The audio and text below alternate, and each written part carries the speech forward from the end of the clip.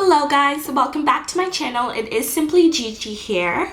To all my returning subscribers, welcome back, and to any of my new viewers, make sure to like, comment, subscribe, and share. I'd really appreciate it. So today, I kind of switched it up on you guys. I'm going to be talking about online courses, and I'm going to be doing a couple of weeks worth of online courses, tips and tricks that hopefully will help you. So just before we dive right into the topic, this is my first time filming in this room. It's a little bit of a darker room, so I am testing out a ring light. So please bear with a lot of changes coming here and there. At times you might actually see my sister there as well, just because that's her side of the study room. This is my side. So there'll definitely be a switch of trying to figure out lighting, and I really appreciate your patience and your understanding for that.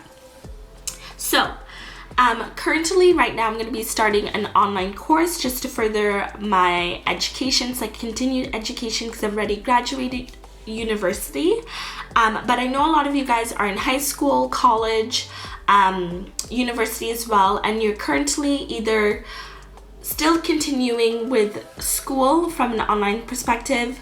Universities and colleges, you may be starting your spring term, or you might be preparing for your fall term. I hope these tips and tricks are going to be something that's going to be beneficial to you all and will help you succeed in your online courses. And this is kind of a way for me to hold myself accountable as well for my online courses. So it's kind of like we're helping each other out in a sense, okay? So just a couple things to note. I also don't usually talk to you guys, so it might feel a little bit awkward, but it will get better the more I practice. It's like public speaking. It's scary, but it will get better the more you practice.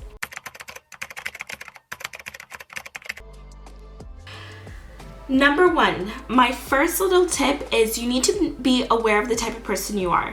So let's start with the more simpler person. If you're somebody who's accountable, works really well setting your own schedule, online courses are not going to be as daunting for you as it is going to be for other people who sometimes need a little bit more extra resources in order to hold themselves accountable and to be able to get things done. If you're someone who's a little bit of a procrastinator, and even though you could go with a set schedule as in class schedule, when it comes to making your own schedule, you need a little bit more of structure. Here are a couple of tips and tricks for you. So the first one, which may seem like an obvious one, but not a lot of people actually do it, is creating a daily planner. So this is different from an agenda. An agenda just tells you, okay, this is what you have to do and this is the date it's due. Okay, that's an agenda. A daily planner is going to tell you what you're doing throughout the day to meet your goals for the day. So for mine, it starts from 7 a.m. to 6 p.m. After 6 p.m. I don't do any work. That's my free time and my me time. But throughout the day, I can set all my other work schedules, any projects that I'm planning on, any YouTube videos that I'm doing, and then I set aside a couple of hours in the day for my online course. So depending on your situation, such as how hard your online course is and how many courses you take, you can kind of set how many hours you're going to allocate for your course. Now, this one can still work the same as an agenda where you can put different assignments and such, but what's good about a daily planner is you put the exact time you're going to do it, and it's going to hold you accountable. Because if you're using this routinely, regularly, you're going to see when you're not doing something, and you're going to have to figure out, okay, why am I not doing this? What can I do to improve this? It really helps to put a dampen, like a stop almost to procrastination. Now, just because you have a daily planner doesn't mean you go and you create a crazy schedule that's almost unattainable. You have to give yourself some flexibility with your schedule. I like to give myself free times in between, breaks in between, just because I find that it's those little positive rewards that really make a big difference. For example, let's say I want to do, like, I have 3 things in mind that I need to do today. 2 of them are extremely important. The third one, it might just be great if I get it done today. I always start with the hardest thing first, work on that when my mind is still fresh, still clear. Once I finish that, it makes me feel better. Second, when I do it, it makes me feel better. If I get to the third and I finish it, that's an awesome day. But if I don't get to that third and I don't finish it, I can still feel good about accomplishing something. So do small little tasks that you need to do to attain your final goal, and it's really going to make using a daily planner a lot more efficient, a lot more, how do you describe it? It's, to be honest, I feel like it's just good for your mental health. If you are not getting things done that you know you should be getting done, it just makes you feel down and you feel like, why should I even try? But if you're getting the small things done to get to your final project, those small little rewards really lead to you being more confident and being able to say, yes, I can do this, and achieving your goal. So that's why the daily planner is so important. It's not really just scheduling, planning, yes, it's that, but it's also creating that confidence to show you that you can get things done, and you will get things done, and you will succeed. So number 1, daily planner, scheduling, mental health, all of that is all in this one book. Can you believe? Can you believe? But it is. So my second tip for figuring what type of person you are, once you've realized, okay, procrastination, accountability, something that might help is finding a study buddy in that class. If you know people in that class, it's super simple. Shoot them a quick message and create a study group, and you can hold each other accountable. If you don't know anyone in the class, take a look at the class list. If your prof doesn't make the class list accessible, message the prof and try to figure out a way you can get different study groups. I usually recommend smaller groups as opposed to big groups.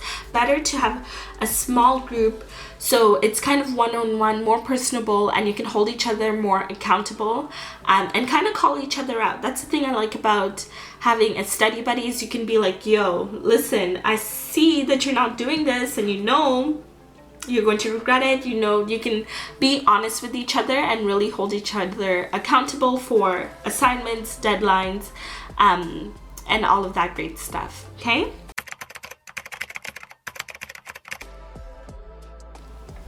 So now you know what type of person you are. Number 2 is creating the perfect environment to study. So as you can see here, it might not be the most aesthetically pleasing room, but for my sister and I, this is the perfect environment for us to study. For me, we both like to face kind of nothing. So I'm facing like a brick wall through my window. She's facing just the plain white wall. We're not facing each other because when we look at each other, that's when we want to like make jokes and talk and annoy each other when we really should be working. So that's why we're facing different ways. But finding that perfect environment is really, really important. So you have to see what works best for you. Personally, for me, I like a proper desk. I have my laptop here. I usually have a water bottle or a tea. I have headphones when I feel like I can't study in just pure quiet. I need some white noise. I have everything close by. The printer is right here. Let me see if I can actually show you. It's not gonna look that cute, but let me show you guys. So I have my laptop, my water bottle, notebook, textbook, planner. This is like just some notes I put for the video. Any essential things that I need is close by. So scissors, staplers, tape, all that good stuff. The printer is right there. My phone, hidden and silent underneath. Anything that I would actually need is right here, so it's really close by, and if my sister needs it, I could just take it and chuck it to her. So we're not really like bothering each other.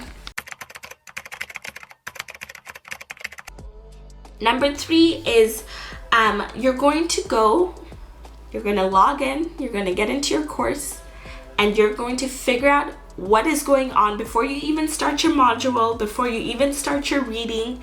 You're going to go to the course outline and figure out what's good. You're going to figure out how is he or she evaluating your course, where your marks are coming from, academic integrity, who is your professor or your teacher. If they do a little introduction, what are they saying about them? You can kind of tell a lot about your prof or your teacher by their introduction. I like to go through and just really be aware of what's expected of me, and what I like is the teachers tell you exactly what they expect for you, so it's really hard to be surprised. So next up, after going through my course outline, I go through my required materials, and not only do I look at what I need, I try to find those textbooks online. So what I've noticed is a lot of universities and colleges, they have like online libraries or e-textbooks that you can get a lot of textbooks for free. For example, my current course, I need 2 textbooks. One of them is actually online on their library for free, and it's actually the more expensive textbook. So I'm very, very grateful for that. But sometimes people look at the required materials and they just go out and buy them. If you don't have to pay, like, if you don't have to add the extra money, buy it right away. You know what I mean? So check your online libraries, see if you can get an e-textbook or the textbook for free. I like to go check Amazon. Then next, if I have a bookstore on campus, I like to check my prices. And I typically prefer to go with the latest edition that they have that's required. Sometimes you can get an older edition and it works, but I just recommend going with whatever you have in your required materials. If you can, go on a Facebook group. If there's a used book Facebook group for previous textbooks, sometimes you can find your textbooks for cheaper there. But what I've been noticing, especially with online courses, I'm going to be on my laptop most of the day, and I can split screen my laptop. So sometimes it's better to have an e-textbook where I could be doing notes on one side, textbooks on the other side, or vice versa. And then some days I like to write out my notes, so it kind of depends. So number 3 was course outline and required materials. So the next thing, stage number 4 for tips and tricks, and this is all before you've even started the course. I'm going to go and print that course schedule, and I'm going to become one with my course schedule. This shows all of my readings, discussions, quizzes, assignments, midterms. It's all on here. And what I'm going to do is I'm also going to add this to my daily planner, especially assignments, all of that, trying to figure out when I'm going to do them. But I'm still going to keep this close by. I have it just hung on a cupboard beside me here, just to make me aware and just to keep me in the loop. In case there's something I miss putting in here, I still have, it's best to have different points of contact, okay?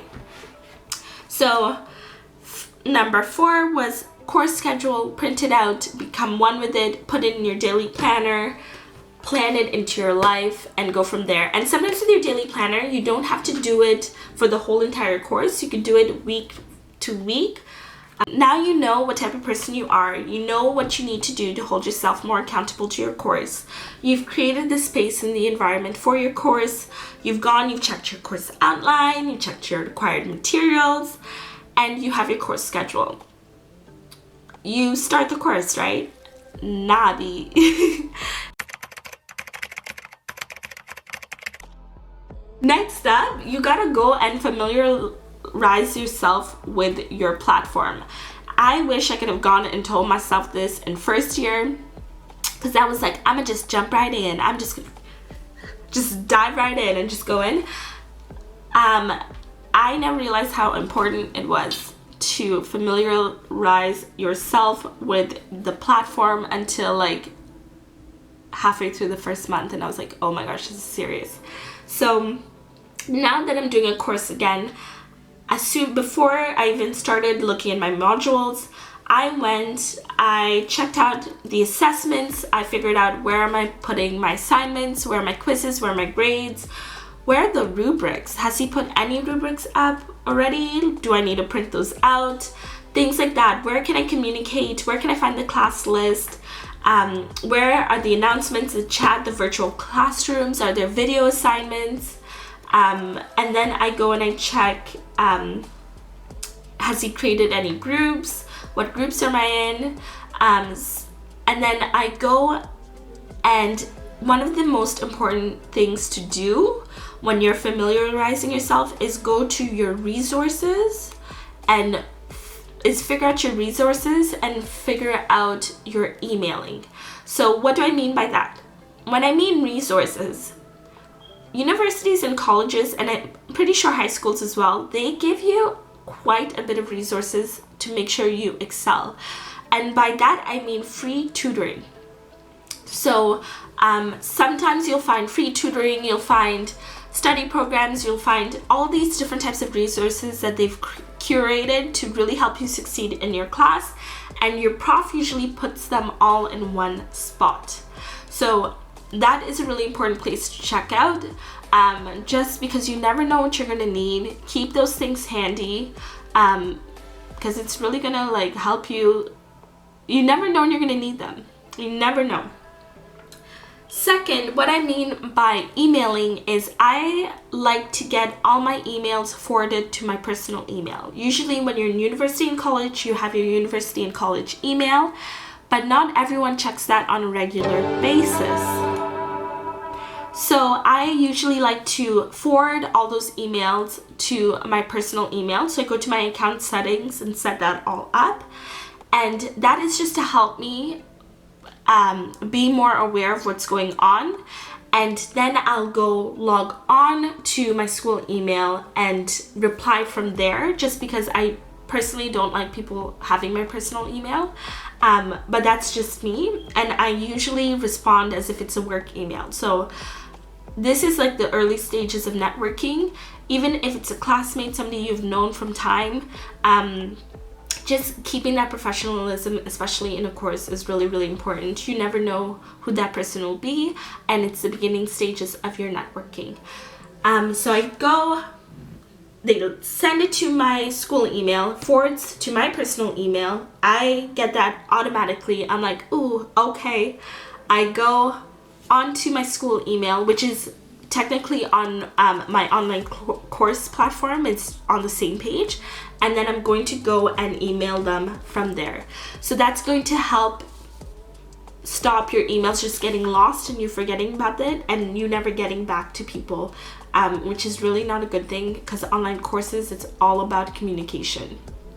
Okay, so now you know your course outline, who you are, your course outline. And I think what I forgot to mention about the course outline, it also has the prof's personal information, such as where to contact them if you need help, their office hours and such. So that's something really important to take a look at. Then you have your required materials, course schedule, familiarizing yourself. Last but not least is sometimes at the beginning of the course, the prof will have like orientation and introductions, especially in online, because you never really get to meet these people face to face. In those introductions, I always like to take a part of it and be as vocal as I possibly can, without it being bombarding. That way I could really make sure that people know who I am, and once again, that communication. It also helps you get to know the people in your course, and it kind of helps you figure out who you actually want to have a study group with as well, okay? So those are my tips and tricks for the preliminary stages of your course. Hopefully guys, this will help you get you started, and if you're midway through, hopefully there's something in here that you haven't thought about that you can start. Thank you guys for watching, and I'll see you guys on my next video.